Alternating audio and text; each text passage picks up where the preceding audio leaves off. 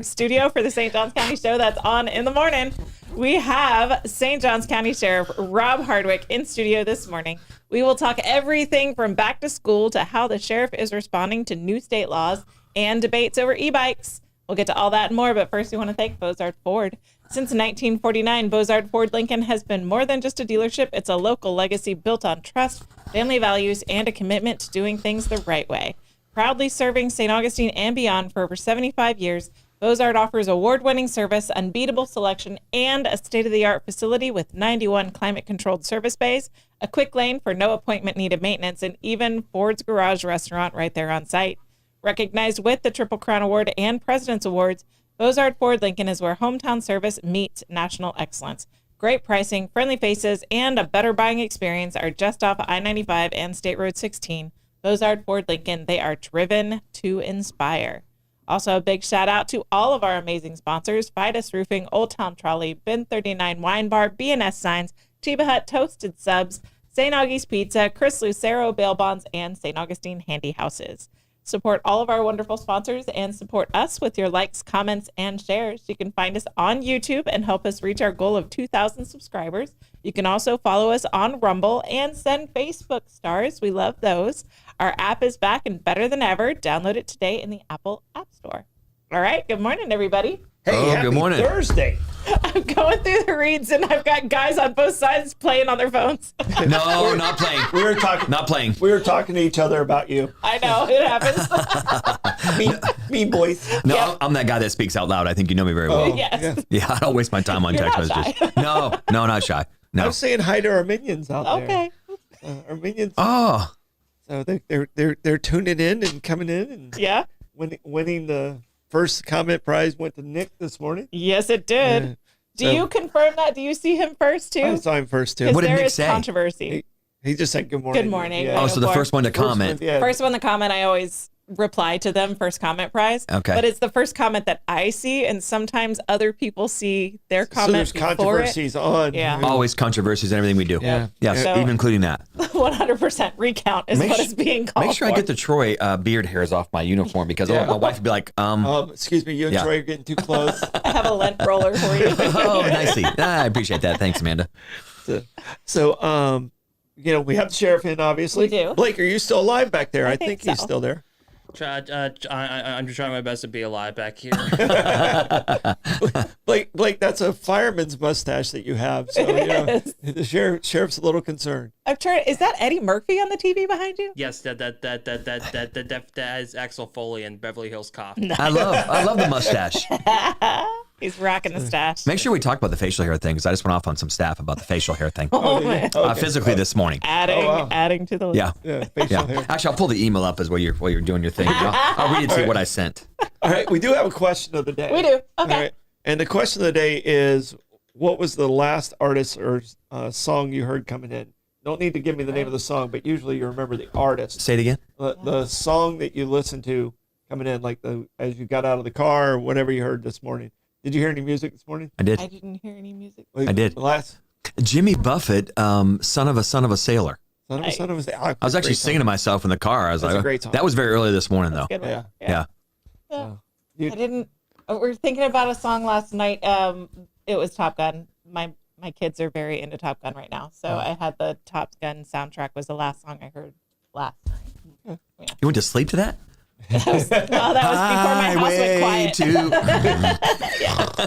The sleepy zone. Blake, what you got?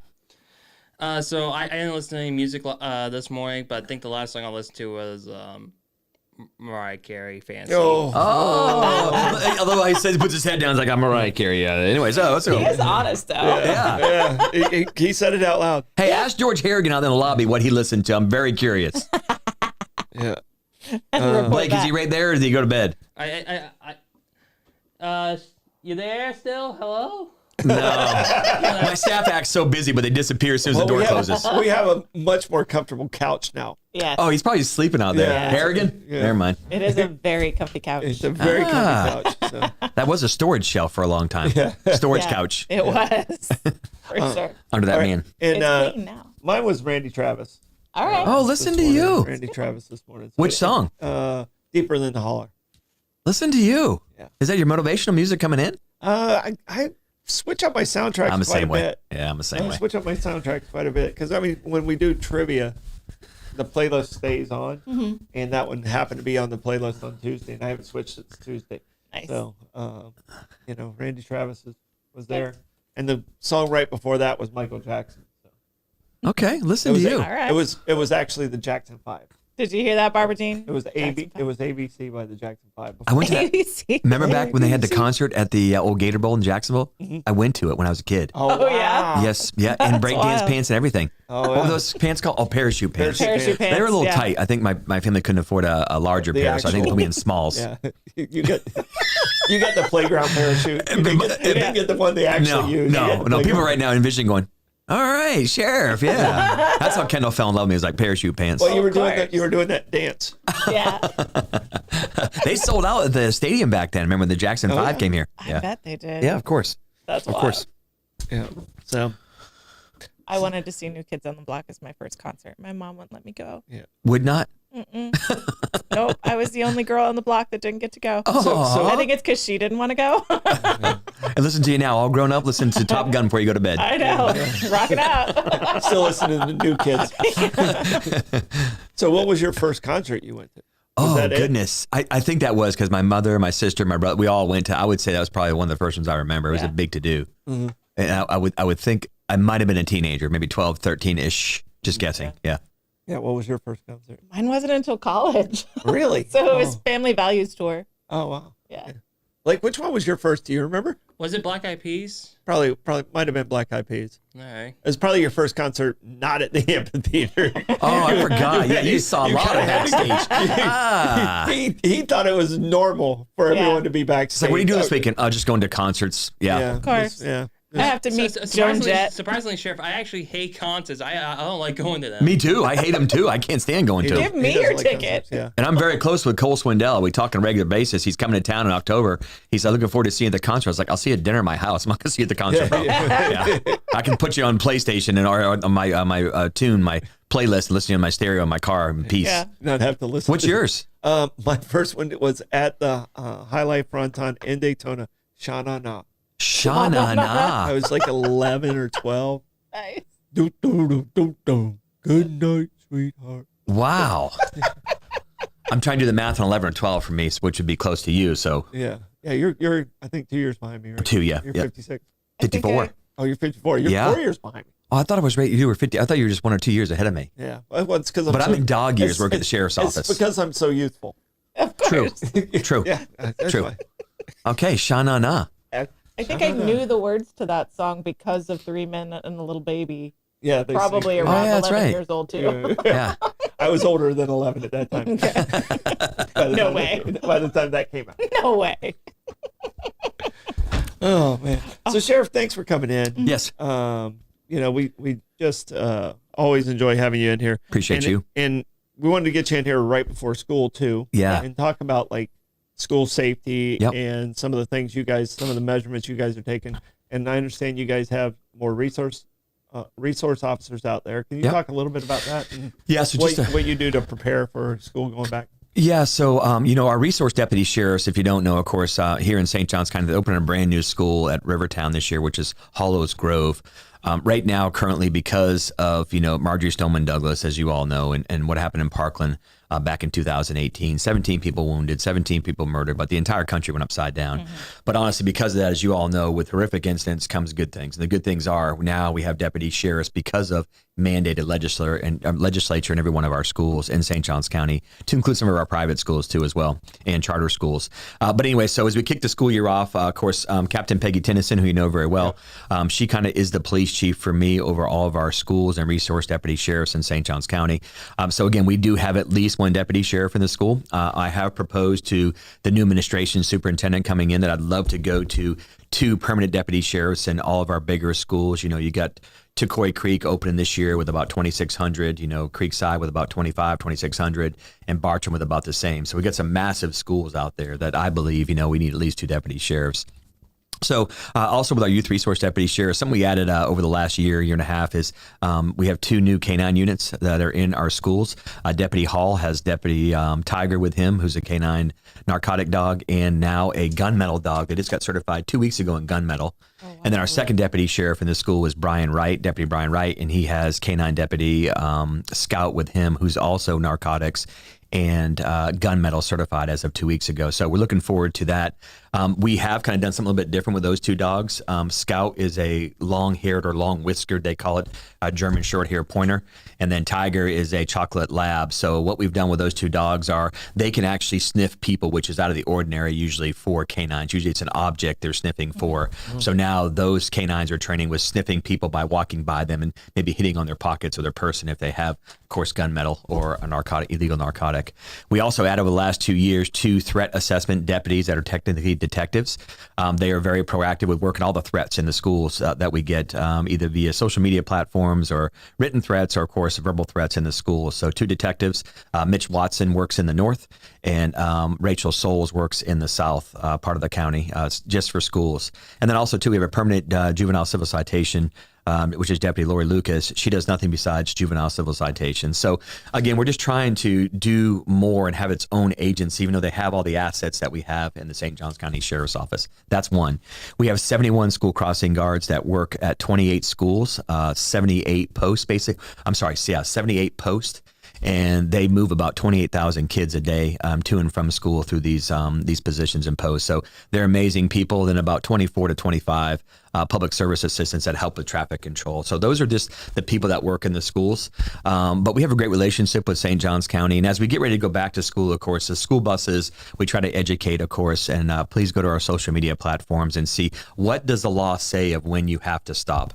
And I always use the amphitheater because it's a place that everybody knows for the most part here in St. Johns County. If you are in the middle of the road in the amphitheater, you have to stop in both directions. So let's say the school bus has stopped picking up children in the amphitheater as the exit coming out there. You have to stop in both directions. There's nothing in the median. It's open lanes, basically. There's nothing. There's no curb. There's no sidewalk. There's no raised bushes, nothing like that. You go down further in front of the bowling alley is the next example where you have 2 lanes of traffic on both sides, so 4 lanes of traffic with a turning lane, but you have a raised medium with, palm trees and bushes and stuff like that. You do not have to stop in the opposite direction. If you go further down by Anastasia Catholic Church, now you have 2 lanes of a highway going in both directions. 1 lane in each direction.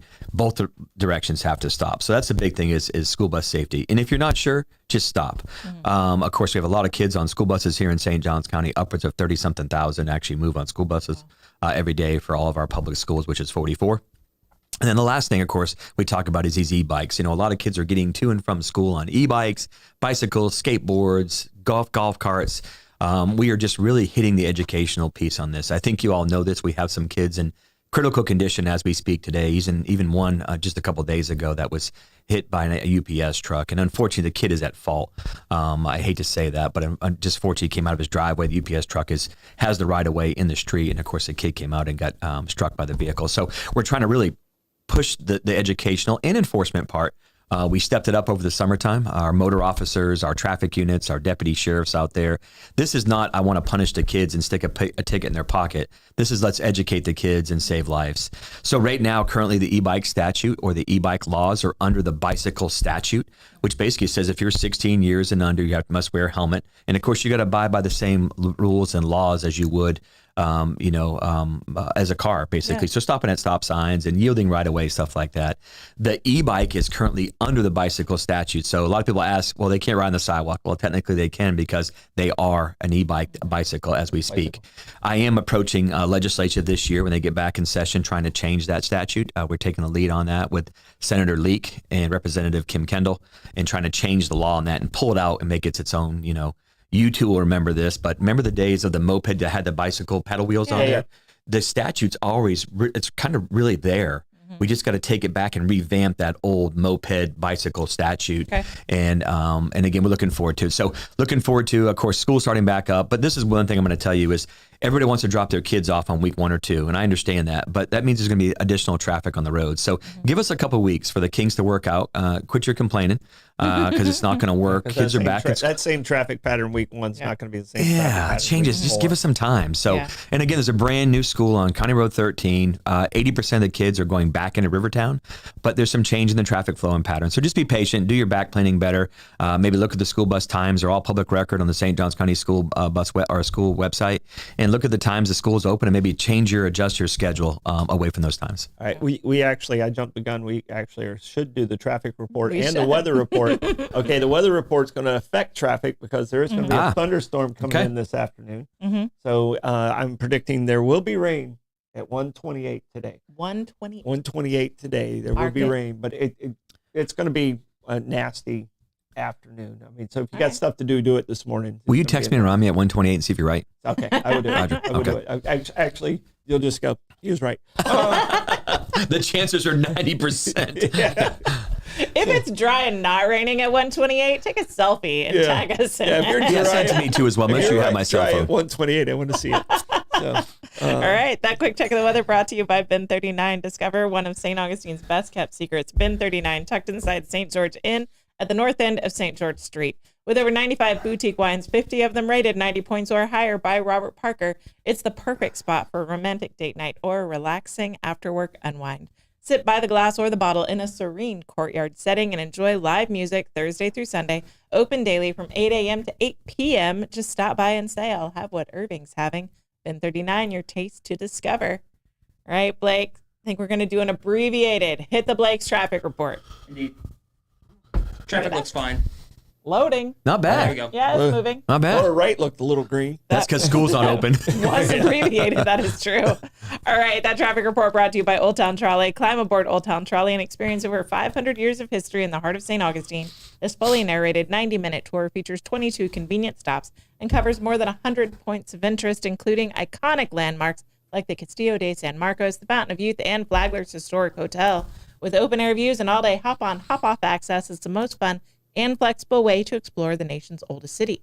Your ticket also includes free admission to the St. Augustine History Museum, and local St. Johns County residents are ride-free with a full fare guest through the Hometown Pass program. Sign up today at hometownpass.com. Old Town Trolley, the best way to see St. Augustine one stop at a time. All right, we're back on track. All right. Whew, she almost ran out of air. Amanda, whoa. Yeah, That was good. She made that quick. Now, Sheriff, last time you were in here, we did talk about a lot of stuff on I-95 and Sure. immigration stuff and Yes, things sir. like that. What has changed and what have you guys gotten better at? What have you learned in this process of what you're doing on I-95? So a couple things. First of all, I'm a believer in I don't want to listen to what other people say. I have to do it on my own 2 feet and listen to my own county. So I took a trip down to Alcatraz just a couple of days ago. I think it was Tuesday of this week, so 3 or 4 days ago, because I wanted to see for myself of what the media is saying, what the politicians are saying. And in order for me, to buy into the process and believe in the process, I got to see it for myself. So that was something I did, of course. And as the state's Florida Model Jail Standards chairman, I oversee, inspection-wise, all 67 jails across the state of Florida with my team on the board, on the council. And then also, too, I'm on the Florida Foundation for Correctional Excellence, which is the next level up, which is the state level. So I felt like going down there, again, what we're doing here in St. Johns County is something not new. It just happens to be, amplified because of what is going on in our nation. So, here in St. Johns County, a brand new law came into effect. I should say more of a reporting process for law enforcement effective just a few days ago on August 4th. So basically every encounter we have with a person that is illegally here, from a foreign country, of course, that makes sense. We have to do another form on them, and it's kind of a lengthy form. And this is Florida Department of Law Enforcement's way of collecting data and seeing what is actually going on out there at the state level as opposed to the federal level. So that kind of kicked in on Monday. Here in St. Johns County, we haven't really had to change what we're doing business wise.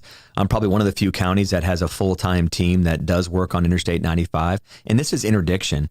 And I think with a little bit of common sense will tell you that if you do a lot of traffic stops, if you do a lot of encounters, you're going to encounter people that are wanted for state charges, federal charges, deportation charges, all the above. And that just comes, of course, with doing business. So we didn't pick it up. I'm a very aggressive police officer. I always have been for 31 years. I call it professionally aggressive. I think we're doing it here in St. Johns County.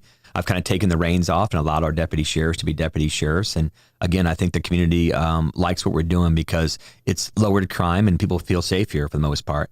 So on the immigration side of the house, we report. But again, we talked about this just not too long ago was, when you're pulled over, the two of you, Amanda and, Troy, when you get pulled over, your licenses run through the National Crime Information Database and the Florida Crime Information Database, which is called NCIC and FCIC. So it's kind of looking for wants or warrants. Well, during that database now, effective just this past week, now in there, if you have a warrant or a want by the federal government, it'll actually hit in there. It didn't used to do that. So if you were wanted for deportation or wanted by the state of Florida for deportation and the federal government, then it will hit in there on your driver's license. So it may say Amanda is wanted by the federal government, Customs and Border Patrol. They call it ERO, which is Enforcement and Removal Operations for Customs and Border Patrol, HSI, all those federal, ABC alphabet agencies. So again, I think we're already doing it, but also too, we're not on 95. It's not like, the day someone said, Sheriff, you're just out there profiling. If you can see a person that is illegally here at 90 miles an hour on 95, we got to use you across the country because you'd be a millionaire. We're out there doing traffic enforcement, and I'll educate people that there's 618, I believe, statutes that actually regulate your driving, whether it's your registration, your license, your seatbelt, your speeding, 618 laws. Well, I think we all know if you drive on 95, we can easily pull you over. There's a lot of things that you violate out there, whether it's changing lanes, driving aggressively, but speeding is the number one. So with, again, a lot of enforcement comes people that are going to be deported based on being wanted by the federal government. So here's just a quick example, and then we can go to questions from YouTube. But you get pulled over 95, which is what our common thing is, and then we come to your window and you tell us that you're illegally here and you don't have a driver's license. Well, we got to do something. First of all, you can't drive in the state of Florida with no driver's license, whether you're white, black, or any color you want to think of. It does. We're not discriminating based on race, creed, color, religion, sexual orientation, or age. You have to have a driver's license. So, and if you have no way to prove who you are, the only way for us to do that is to take you to our county jail for a criminal offense of driving on a public road or highway with no driver's license. Once you go to our jail, we run your fingerprints, and you probably will end up in the system, which is called Immigration Alien Query. It's called IAQ. You're run through the system, and in that system, it will pop up and say, Amanda is wanted by Customs and Border Patrol for failing to attend an asylum court date. That's nothing to do with us. Now, after the criminal charge is done away with, whether you bond out, now the federal government has 48 hours to come pick you up and then bring you to their in-processing center, which is up in Jacksonville, just across the border, the county line. So again, we're just doing exactly what we've been doing for years. It's just amplified now because of what's going on in America. So I think we're doing it. No one is doing it better than we are in St. Johns County. I think we're doing it professional. We're doing it right. We're not knocking on businesses looking for, the people that are in the business that are here illegally, that are operating and not doing anything illegally criminal wise. We are looking for criminals that have committed offenses. But if they're wanted by the federal government for their deportation, immigration violations, then we have to do the right thing and turn them over to the federal government. And I want to follow up on the alligator Alcatraz because you're one of the few people that's actually been there. Yes, sir. You understand what it's supposed to look like and how it's supposed to run. At what level is it up and running, or is it going right now? I mean, and is it going to get bigger in this location? So I think a lot of people have a lot of questions about that. Sure. You've been there, you've seen where it's at. So what level is it at right now, and what level is it getting to? I was pleasantly surprised because I was really expecting something different. Of course, and as you both know, I've been overseas and combat zones multiple times. I would compare it to what they call a FOB, which is a forward operating base. Basically, it's where soldiers would live, or sailors or airmen and Marines overseas at an operating base, basically where there's food, there's water, there's showers, there's landing strips, there's everything you need to survive. It's very, very similar, almost like they took that footprint and moved it to America. It's pretty impressive. So, of course, the landing strip is there. I was impressed that the guy actually running the detainee side of the house is a 30-plus year veteran with the Florida Department of Corrections. He understands it. He knows it. He understands care, custody, and control. He understands the nutritional value of eating right, what they had to be fed, medical services, dental services, psychological services, legal services. It was pretty impressive. Right now, the population was just around 1,500. Their goal is to build that encampment up until around 3,000 is what the goal is. The average stay is, right now they're keeping them under 14 days there. They were quiet in there, very respectful. They had artificial turf out in the recreational area to give that sense of normalcy when people are actually going outside per se. They were kept in an area very similar to what we call a block in the St. Johns County Jail. It's 32 individuals are kept in there. There's no females there. There's no juveniles there.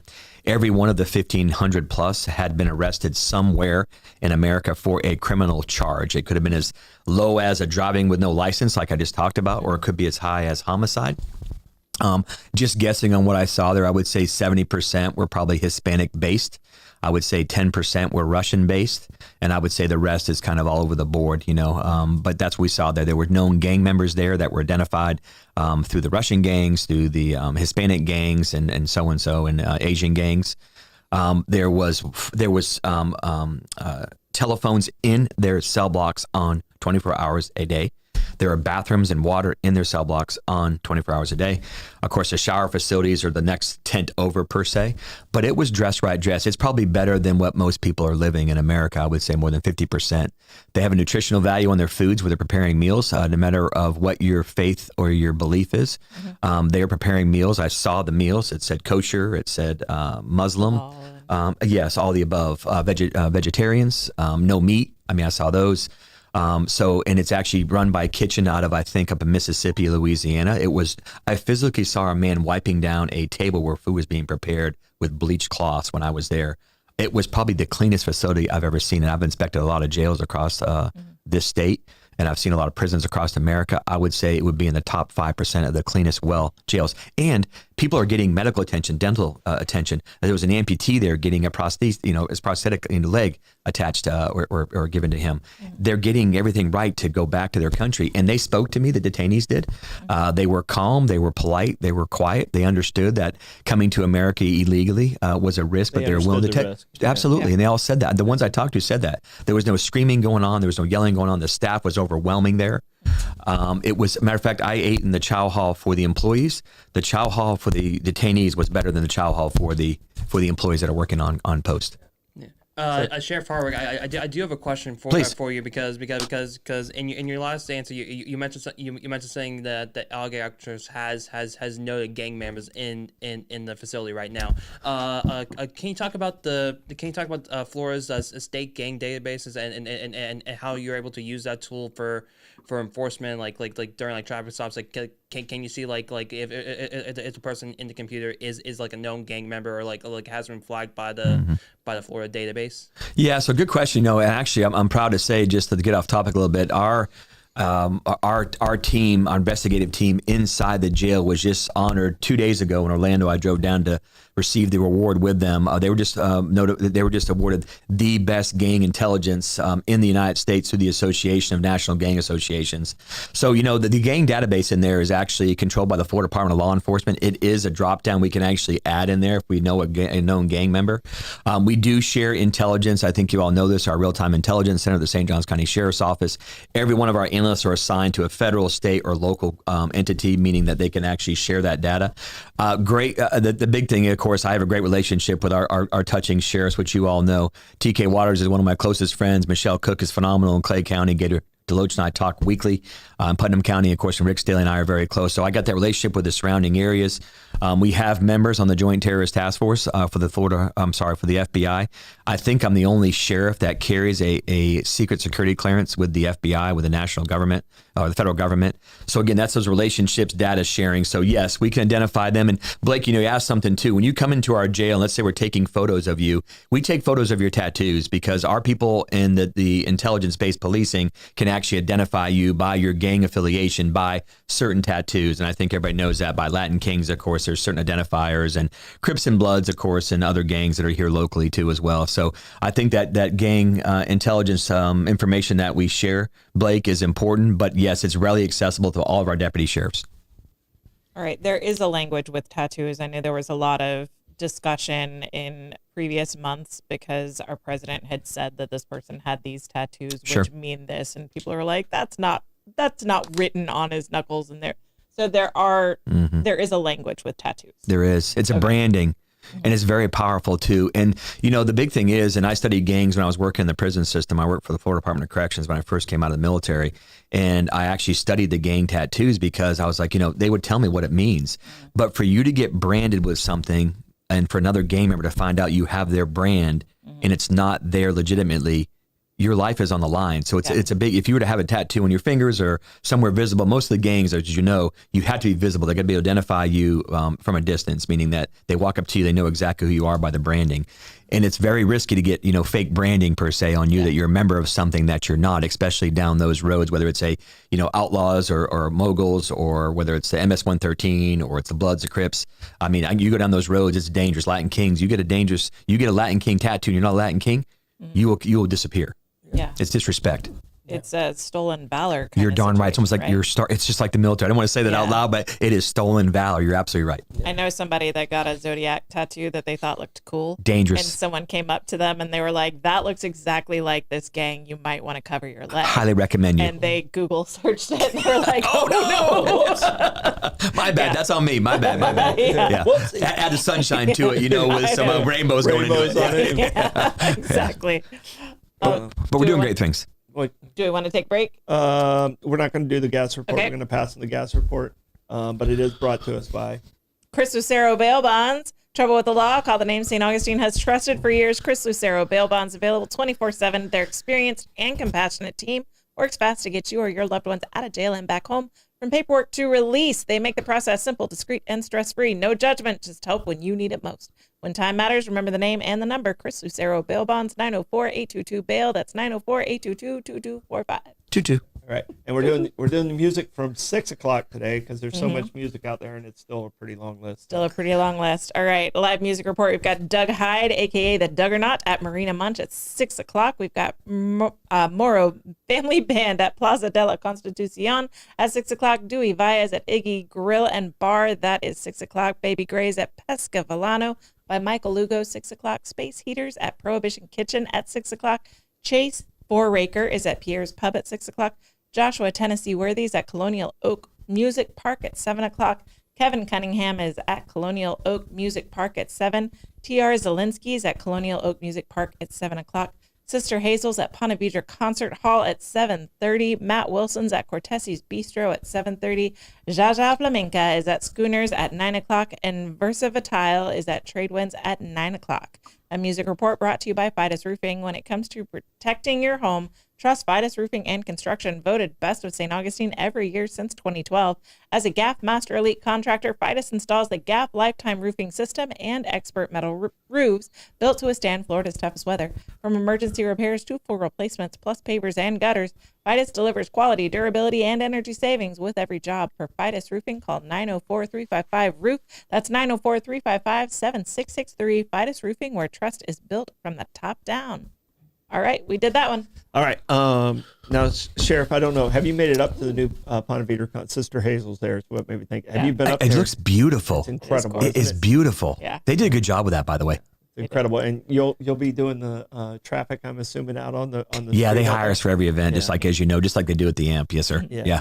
And last month at TDC, I kind of put you in a situation. You guys, I was bragging on you, but I really want you guys to be involved in the traffic portion of Night of Lights, because the way it works at the amphitheater, cities inside doing the law enforcement. You have your PSAs and you have your staff. Sure. You can do it more efficiently and much more experience. I really want you guys to handle the traffic portion of the Night of Lights. Has there been any discussions further that I don't know about since my public outcry? No, there has not. We did get a mutual aid request from Chief Jen Michaud, and this is probably, just guessing, a month or two ago, requesting 10 additional deputy sheriffs. And then when I inquired about where the deputy sheriffs will be, majority of the 10 deputies that I saw will be down in the footprint somewhere around the Cathedral Place, the plaza area down there, the Bayfront down there, basically for visibility and pedestrian control down there. As far as the traffic control, as you know, we mutual aid for St. Augustine City PD, and somebody was like, well, Sheriff, it's your jurisdiction. It is, but we don't disrespect the jurisdictions of our cities too unless there's an issue, meaning that, a city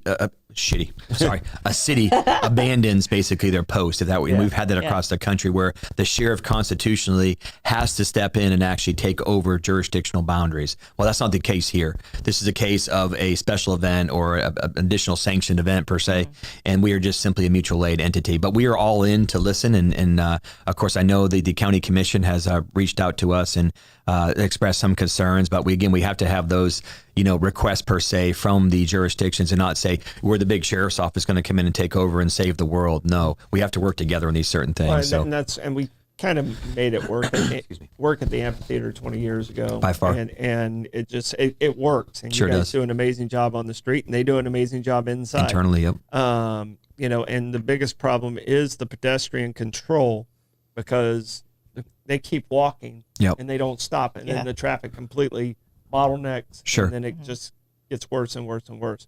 So I mean that was one of the reasons. And I have Chief Michaud and Chief Avalee's coming in on Monday. Great. Awesome. So I'm going to ask them the exact same question, because I'm concerned about it. Yeah.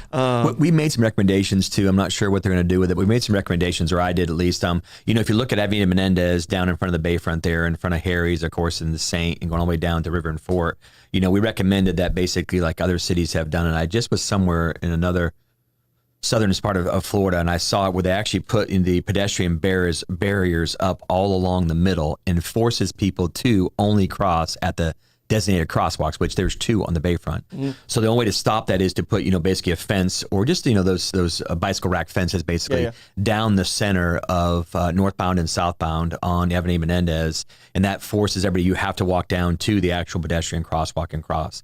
Yeah. I would recommend the same thing. I know they tried it, of course, at 4th of July, where they put the bicycle racks up per se, or pedestrian railing up. I was down at the UCC, the Unified Command, which was down in front of 1 King Street, so I did not walk down that area, but I heard it worked better. Again, I know they can only do so much, and Troy, of course, you've seen it your whole life down there, basically, but there's only so much they can do. But the more you can regulate, restrict pedestrians from crossing. You remember the night we were together going to dinner with our better halves. I mean, it was just a mess on Cathedral Place, and the only way to do that is to force them, almost like horse corral or cow, cattle corrals, is down to those pedestrian areas. So, with the 10 deputy sheriffs they've requested downtown, most of them are in that square, I'll call it, in front of Cathedral Place and King Street. And I don't know what the purpose is going to be as far as what their positions are, but I'm sure it's going to be to assist with pedestrian control and definitely visibility too. Because I know that we requested that if a deputy goes down there, they have to have a marked patrol car assigned to them. Because when people start seeing, 10, 12, 15, 20 police cars around, it is. Everybody just kind of calms down a little bit. It's a little bit of false sense of security. Our air unit is always already up, as you know. Our brand new helicopter is up and available this year, which has a lot of technology policing in there, which is automatic feeds down to their real time and then their real time command center, and then also to our real time intelligence. We're going to move some cameras around. We're going to move some license plate readers around, again, but we're waiting. Any requests that they give to me, of course, we're going to fill. Yeah. No, I think everyone working together, we can figure this out. We have a lot of smart people, and I know they were talking about one point going outside for. We know our city better. I have to agree. So no one knows how to. I wasn't in favor of that. Me too. I think there's 4 major crosswalks that are problems. What I saw last year, the 3 on Avenida Menendez, because you got the 2, and then you got the one at the Fort. The Fort. Yep, the 3. The Fort, and then you got the worst one, and probably the one that causes the most trouble because it comes together in 3 different areas, and that's right on Cathedral Place. Yep. And St. George. And Charlotte. And Charlotte too, as well. Charlotte. That one's the one where all the cars come together, and that's true. And the one at St. George Street's a little bit better. Yeah. But still, that's the 5th one. I think first of all, and again, we can. This is something I recommended too. Is Charlotte Street should be cut off by the plaza. There's no need for people to cut across there in their cars, so you can cut across that. But just because there's a pedestrian crosswalk there doesn't mean you have to use it. I would recommend actually that they would shut the pedestrian crosswalk off. That's in front of the old. I got Meehan's in my head, but not Scarlet Harris. No, sorry, no, the corner there. I'm just drawing a blank. Talking about Cordova. At Cordova. Crossing right there before the Fort. No. Oh. No. River to Fort. But right this the road. No name. Yep, the no name. No name. Nope. Sorry. I'm sorry. It's further up, and I know what you're talking about. It's right at where the Pirate Museum is. No, coming back the other way. So if you're coming from the Fort heading back downtown towards Harry's, that next pedestrian crosswalk is. I got Meehan's, but it was Irish. It's River and Fort. Come down a little bit further. It's the next intersection down there. Paula? Yeah, you got it. I knew you'd save us, Blake. But yeah, right at Paula. That is Meehan's. So I would cut that pedestrian crosswalk off because you have the Fort and then you have the one down further, almost in front of the Saint. I can get behind that. Too. Yeah, because if you cut that, that's too close. Push them down to control the area access and shut that one off during those busy nights. Now you have one at the Fort, which is controlled by the red light, and then you have now one down by the Saint, basically controlled by the pedestrian crosswalk, and shut the other one off. They're too close together. Yeah. And then down there, of course, again, I think 10 deputy sheriffs is a lot of manpower down there. Is it enough? I don't know. I know I'll be spending some more time down there just to get a look. But you and I were down there one night, and I was like, I physically came out. We're like, in front of the Catholic Church, like, oh my God, this is a 3-ring circus. So you definitely got to control the pedestrian cross and walking. You got to control the chaos. You have to control the chaos. All right. Speaking of your beautiful wife, Diamond of Dreams. Yes. Give me an update on where we're at with Diamond of Dreams. You guys are moving it. Yeah. So excited. So the RFQ is actually out as we speak for the PAL project and the Diamond of Dreams. They're going to be coincide because they're construction at the same time. So they are out. It closes on August 15th. We've had a lot of interested parties involved. We had that, I don't know what it's called, but something you would know, Troy, better than me, but it's almost like a pre-construction meeting where they invite the potential people that are going to bid on this to come to the PAL.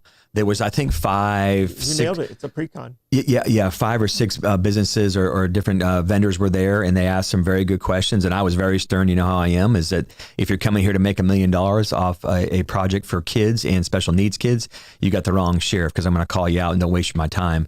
But we had some great responses. So it closes out on the 15th. Kendall has a design up and running with a couple different quotes of just people just sending us quotes because they're interested, but on just the playground alone. And they're all very similar, around $1.2 million on this special needs playground for children. And then we formed Kendall and I formed a group of local builders, TBL, Tyler Lee Construction, or Tyler Lee and his brother James, Bill Lonnie Construction, and then Kylie Turner Construction.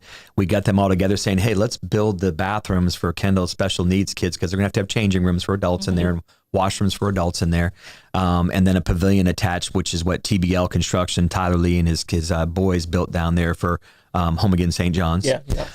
So we're super excited. So we think we can actually fund that. They were the city project on 207. That's it. Yeah, right there at the Dixie. Yeah.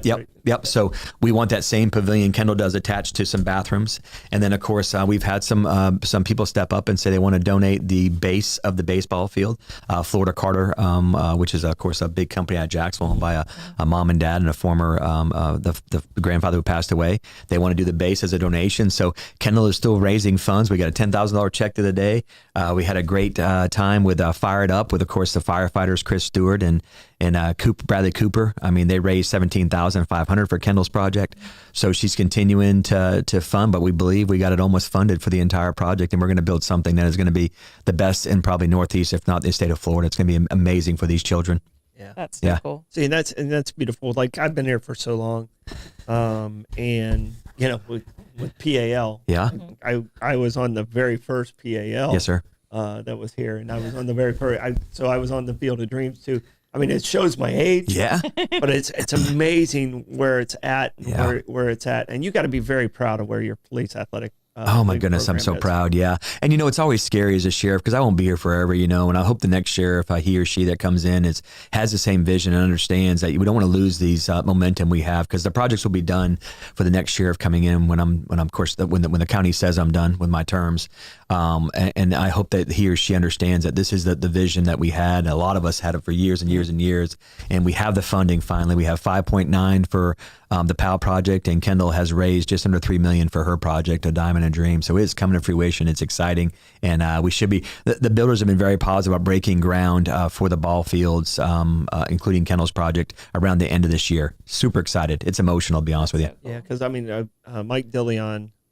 He was amazing, back in the 90s, when and we actually kind of had it going already, and then Mike came in as a reserve officer, and then became part-timer, became the PAL, and now he's national. He's a national director of police athletic league, coming from this area, and I mean that started in 1991. Yeah, he's got a gift. And Mike, proud of where he was at. Yeah. Wish he was a little more organized when he was here. Hopefully he's got people down there that's doing it right for him. But I love the guy, and his heart was amazing. And it was always about the kids and the people you have working there. Continued that, which is super excited. Yeah. What's funny is God works in mysterious ways. Kendall and I were down in Miami just a few weeks ago for some meetings down there, and we rented these stupid bikes outside the hotel, because there was a little gifts there. Regular, people are gonna be excited, super excited, but it's actually a bicycle you have to pedal. Anyway, so we rented this bike. Well, I didn't realize that South Miami Beach has some beautiful sidewalks along and boardwalks. So Ken and I, of course, she's been in much better shape than I am. We get on the bicycles and we end up riding 8 miles down this sidewalk north of Miami. We started Miami Beach and ended up way up in northern Miami kind of thing. And at the end, we just stopped to do a turnaround, and there is this playground. So we just do your turnaround. I'm like, my God, it's a special needs playground. Yeah. We ended up getting off our bikes and going there, and it was Kendall's vision at a smaller scale of what she wants to do in St. Augustine. It was wheelchair ramps all the way to the highest part. There was slides for kids in wheelchairs, and all of these things that they can do, these sensory things in there where they can touch and feel and smell. And it was emotional, and it's exact flooring that she wants, which is a rubberized, where every kid in a wheelchair or crutches, or maybe if they're amputees, or they can get where they want to on that playground. And it just came to us. It got emotional. We kind of hugged each other. It was like, your vision is right here in your face, coming together. Yeah. You're doing the right thing. It's going to happen. All right. Another thing that's sitting out there, and we're talking about special needs. Yep. There's a House Bill 711. 711. Yep. Is the number. Yes, sir. And it has to do about autism alerts. Yeah. How does that change how you guys handle it? I mean, it looks very similar to an Amber Alert to a Silver Alert. Yeah. How do you just kind of place this in that same wheelhouse, or is there something a little different in this component? Yeah, so it's a little different. Of course, it's the Spectrum Alert, and that actually it's going to fall very similar to what you said, the Amber Alert, the Purple Alert, and all those alert systems are actually controlled and regulated by the Florida Department of Law Enforcement, which is great. It's good oversight. It's good quality control by them. Of course, when and if and where you pull the trigger on who actually meets the criteria for, in this situation, the Spectrum Alert. So these are, I call this our special population because we look from the outside sometimes and maybe that's the norm and we're not the norm, right? But with that, we've come a long way. So, of course, these children and adults, of course, with these special needs, wander off, of course, because of their autistic abilities, I would say. I don't think it's a disability, it's an ability. So with that being said, this gives us additional training regulated by the Florida Department of Law Enforcement, funding for that training. And then additionally, what it does is give that additional, when you see a Spectrum Alert, automatically that it is a special needs child or adult that is missing per se. And what that does is give us the ability to use that alert, as you know, use your cell phones, use your home phones, and use that technology that we normally can't use to put that alert to you immediately, looking for he or she per se. So this is exciting times for us. It took effect July 1st of this year, so it's in effect as we speak. Waiting on, of course, all the kind of pieces to fall into place as far as like the training goes, and because it has to be approved by the Criminal Justice and Standards and Training Commission, which is under the Florida Department of Law Enforcement. So again, we're super excited. It's another great tool for us to use. We have been very, very successful here in St. Johns County with our scent kits. If you have, of course, a special person in your household that, either wanders off or loses a sense of direction and ability to stay in the home, we have scent kits, which are I believe, are bloodhounds under Melanie Merritt and Nick Cooper. Those two dogs are some of the best in the country. We've proven it with fines, but also too, so you have the scent kit that you keep in your refrigerator, which is a direct scent of the person that has those special needs or abilities. And then additionally too, as well, is that we are now marking them in our system as, they wander off. So now we have a better response of getting there and finding these children and adults sometimes quicker based on these alerts. All right. Can you text me that who that contact person is? Because I would like to post it on the for the scent kit. Yep, no problem at all. Yeah, because obviously we don't have one in our house, and we need one in our house. It's too easy. Yeah, they're free. We pay for them. It's just one of the tools. Again, I'm a big fan of let's have multiple tools, and then one of those should work. And as you know, too, Troy, I think we talked about this years ago. We do have the Safe Track kit too, as well, which is that band we can put on he or she that we can track with the old RF output, which is pretty powerful. And that again is housed by our agency under Robin Plant. So we'll get you all that stuff. It's too easy. No, that'd be great. You said a lot of these new bills came into play July 1. What's one that's a little challenging? Because I saw the e-bike thing, and I see that being a little bit challenged for you guys to enforce in some of the things that are in there. But what's one of the ones that came from the House recently that might be a little bit of a challenge, or one that we're not aware of that you're having to deal with? Yeah, I'm going to go back to the immigration one. We're still just kind of hung up on that a little bit. It's just not crystal clear, just because I think we're just sticking our foot in that pot of hot water that's usually done by the federal government. Mm-hmm. So again, that's just a little bit nerve-wracking to me. First of all, we've been doing it forever. We know how to do it, but now we're in a reporting system, and now we have deputy sheriffs out there that are certified as a designated immigration officer. I have 30 plus of those out there. But again, we're sticking our foot in something that I have not done for 31 years. Yeah. Gotcha. It's again, everything that comes out of the House and the Senate, and this is no disrespect, 'cause I have a lot of people out there that are very, very close to me, but it's written by lawyers and people that are very educated in writing bills in legislature. And then it comes down to the layperson, and I'll call us the layperson. We have to test the waters, and unfortunately, have case law out there in order to fine tune it and do it the right way. Mm-hmm. Yeah. So the e-bike thing is another thing too as well. It's convoluted, but I'm going to clean it up, and I'm hoping this year that we get the votes. I'm going to work Tallahassee just like I did for the golf cart bill that was changed in the Florida state statute. We're going to work, my team and I are going to work it just as hard on the e-bike bill to pull it out, make it stand on its own 2 feet, and be a little more clear, not as muddy, maybe be brackish water as opposed to muddy water. But again, those are 2 bills, again, and I know it's kind of 2 things we talked about. Those are just 2 bills that we are in effect, currently being used as we speak, and just still a little bit hazy. Mm-hmm. But we will figure it out. We have a great legal team, of course, and we have a great Florida Sheriff Association is very powerful. But we'll work it out together. All right. Last question before we let you go. Back to school on Monday. Yeah. What's some parting words for people out there? Yep. How to handle Monday in a better way, just stay calm. What's some of the things that you should tell them? Yeah, and you said it, Troy, too, is again, you just please go on the St. Johns County School District and look at your school times in your area. They're all pretty much cut and dry, meaning that your K through 8s are a certain time, your elementary are a certain time, and then your high schools are a certain time. There are some of the bigger K through 8s that open later or sooner just based on the area population. But look at the times of those schools and then do your back planning properly there too. Just so you understand, when you look at a middle school or a K through 8 that opens the earliest, which is what goes on in St. Johns County, you got to back plan that bus is going to be out on the road probably 2 hours prior to that, especially in your outlying areas of St. Johns County. So just be patient, of course, and please don't waste our dispatchers' time and call us and tell us there's a traffic backup in Nocatee. There's going to be traffic backups countywide, and we want you to know that school is opening. Pay attention, slow down. And also too, if you see something suspicious, please notify us immediately. You can never go wrong by just notifying us. If you're not sure what the non-emergency line is, call 911 and then we'll correct you if you're calling on the wrong line. But again, reach out to us, back plan properly. Let's support these young kids that are going to school and getting educated. There's over 52,000 attending public schools in St. Johns County. So happy back to school, and God bless everybody and drive safe. All right. And non-emergency line is maybe one of the 5 phone numbers I still know. Have to it's funny. I just spoke, and I'm going to see. Let me see what you're right. I'm going to see if I'm right. Go ahead. Is it 904? Of course. Yeah. 824-8304. You got it, my friend. It is. Yeah. I've got it saved in my phone. I don't know why that one's kind of crazy, right? Our whole lives. I don't think I know Blake's number. I don't think I know my kids' numbers, by the way. I was kind of embarrassed. But I know that. I know it's like 5657, something like that. You need to, everybody should be programming that number into their phone and save it in there as the St. Johns County Sheriff's Office non-emergency. Now, when it picks up, it goes through some prompts on there.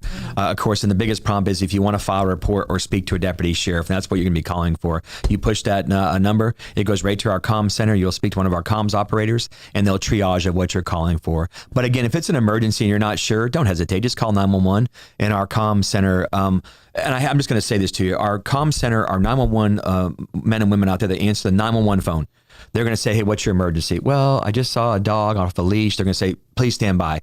They don't mean to be rude, but they have other 911 calls waiting. They're going to push you to a non-emergency operator, and then they can triage your call. So just be patient with us. Those men and women are phenomenal. They had over 400,000 ingoing and outgoing calls last year, 292,000 dispatch calls for deputy sheriffs, and 100,000 911 calls. So just be patient when you call there. Okay. Appreciate you, brother. Appreciate you as always. Have a great day. Yep. Thank you very much. Yep. Greatest sheriff in the country. 100%. In the county. Definitely in the county. Have a good day, everybody. Thank you. Bye. All right. Troy, how do you want to check the comments today? On this Thursday, I will thoroughly thrash through the thoughtful thoughts of the Thunderous Tribe. Right on. That thunderous thrash is brought to you by B&S Signs.